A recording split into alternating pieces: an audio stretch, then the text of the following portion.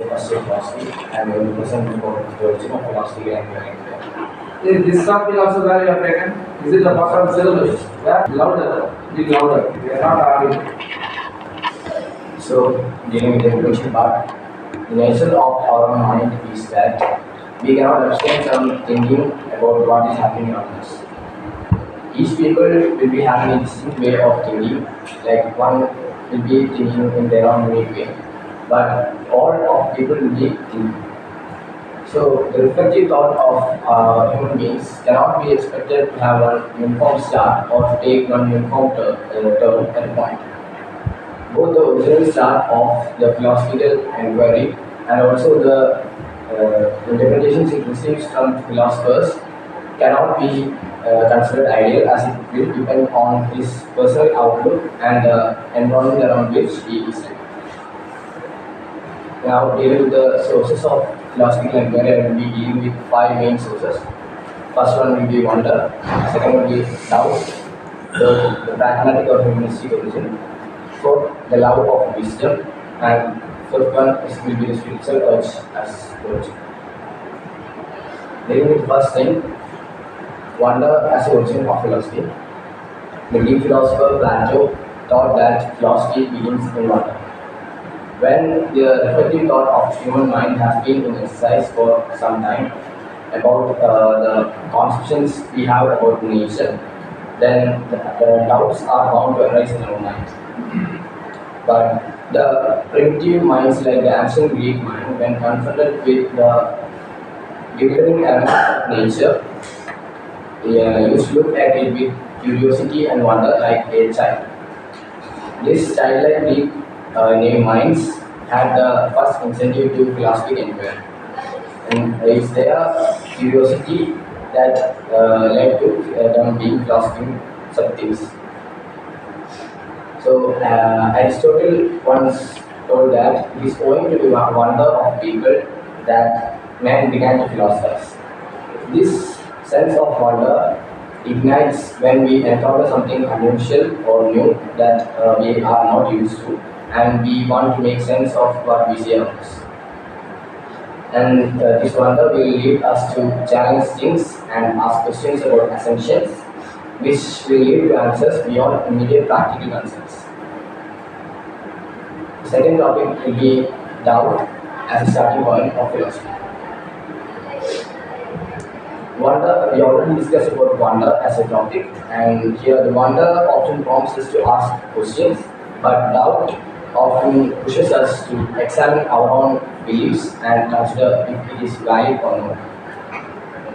The philosophical inquiry often begins with the fundamental skepticism, which means the willingness to question accepted rules or norms that exist in the world.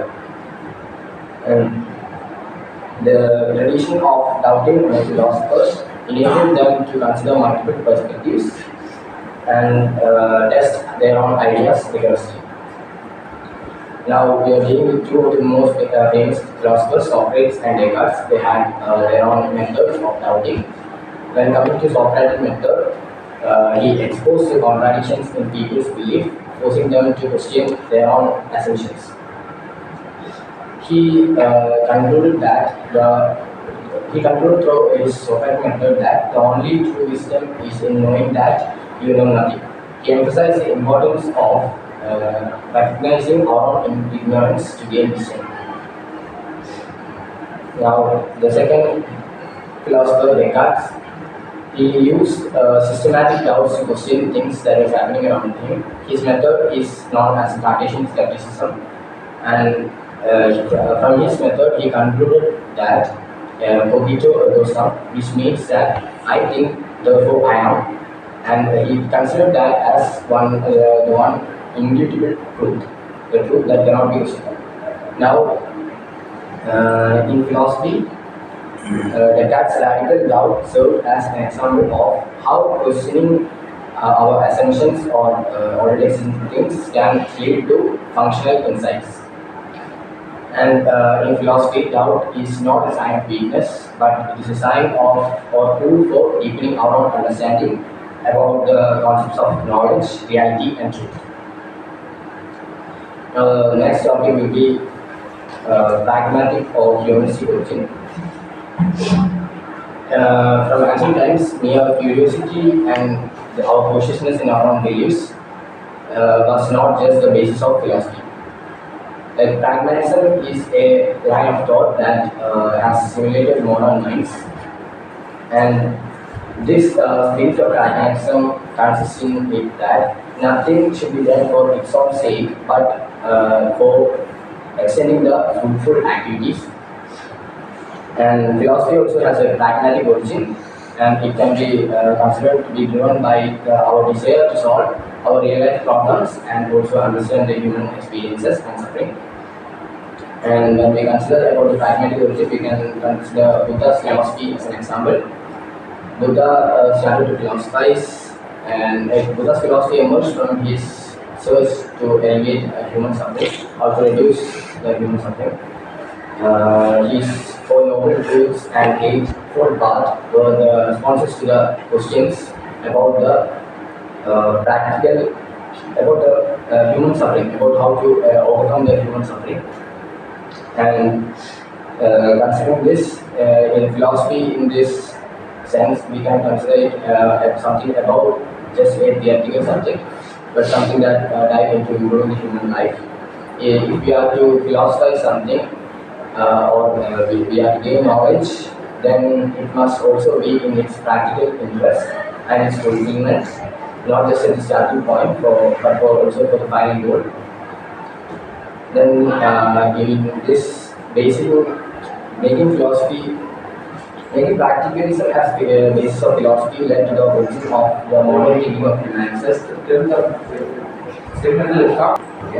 So making practicalism as the basis of philosophy led to the foundation of humanism, the modern theory. And now the next topic will be love of wisdom as the origin of philosophy. We know that the word philosophy itself comes from the Greek words love and Sophia, wisdom. And the attitude of human mind can be considered as always seeking wisdom for its own sake. This can be considered as a fundamental concept in the origin of philosophical inquiry. And the Greek philosopher Socrates always liked to be a philosopher, which means that he liked to be a humble lover of wisdom. He always pursued wisdom as a way of life, claiming that the unexamined life is not worth living. And when we consider the term wisdom is too rich in connotation, field analysis, which means that we cannot consider it just as a sum total of the empirical and intellectual knowledge, but we can say that it includes both of these things and also the appraisal of the higher values of life. And Socrates believed that by continuous questioning and self-reflection, one could achieve moral and intellectual clarity. Then, in this love of wisdom, we can also consider the ancient Indian Upanishad philosophy, and it also had its start in understanding our own self. Like it is explained that by knowing self, you can know everything from stars to satellites and from land, everything in its own right perspectives by knowing about our own self. And wisdom tells us that our knowledge of this world and its about its matter, its laws, then its external pursuits, everything that exists, the science or the religion or art or the social and political environment or anything, is not worthless, but it only has relative worth. And the true worth is for the knowledge of our own self and the deeper knowledge of our own self, and which leads to a proper understanding of reality. Then, in this pursuit of wisdom, the philosophers are not just motivated by philosophy alone, but a profound respect for the truth, justice, and goodness that guides both the personal conduct or behavior and life as a whole. Now, the last topic, that is the spiritual urge as the origin of philosophy inquiry. From ancient times, philosophy has often intertwined with spirituality, and these philosophers in India does not take philosophy just as a mere intellectual subject, but they want to go consider it as something going deeper into the practical needs of human, and this fulfills the requirements of a man's spiritual life. Then the philosophical minds of India finds that life is beset with all matter of misery and discomfort. But this life of misery and discomfort could be put to an end by considering it in a deep manner through philosophy. And it is said that we must not philosophize just for the sake of knowing, but for a better life or being.